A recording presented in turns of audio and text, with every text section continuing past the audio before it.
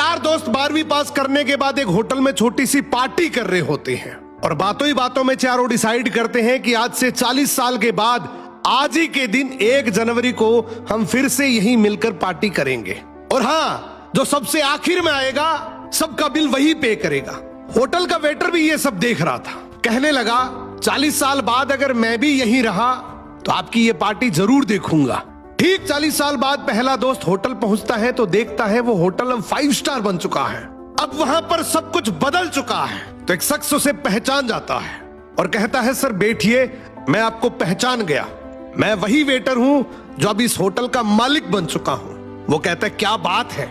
इतने में दूसरा दोस्त आ जाता है। दोनों की बातचीत शुरू होती है कि बिजनेस ग्रो कर गया, सब कुछ अच्छा चल रहा है। दोनों अपनी अपनी बातें शेयर कर ही रहे होते हैं कि तीसरा दोस्त भी पहुंच जाता है, लेकिन चौथा दोस्त अब भी नहीं आया। तो जो सेठ होता है वो कहता है आप ऑर्डर कीजिए, मेन्यू में खाना वगैरह सेलेक्ट कीजिए, इतने में आपका दोस्त भी आ जाएगा। अब खाना भी लग गया। वेट करते करते काफी देर हो गई। उदास मन से ये तीनों दोस्त डिनर शुरू कर देते हैं। तीनों ने डिनर कर भी लिया, लेकिन चौथा दोस्त अब भी नहीं आया। अब जब बिल देने की बारी आती है तो कहते हैं कि विकास तो शायद बहुत बड़ा आदमी बन गया, हम सबको इग्नोर कर रहा है, चलो हम ही बिल पे कर देते हैं। जैसे ही बिल पे करने के लिए काउंटर पे पहुंचे तो काउंटर का मैनेजर बोला आपका बिल तो ऑलरेडी पे हो चुका है।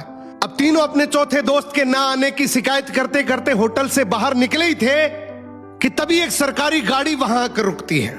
उसमें से एक लड़का उतरता है और तीनों के पैर छूते हुए कहता है मेरे पापा टीचर बन गए थे, मुझे कलेक्टर बनाने के काबिल कर दिया, लेकिन अफसोस मेरे पापा आज से 1 महीने पहले ये दुनिया छोड़कर चले गए।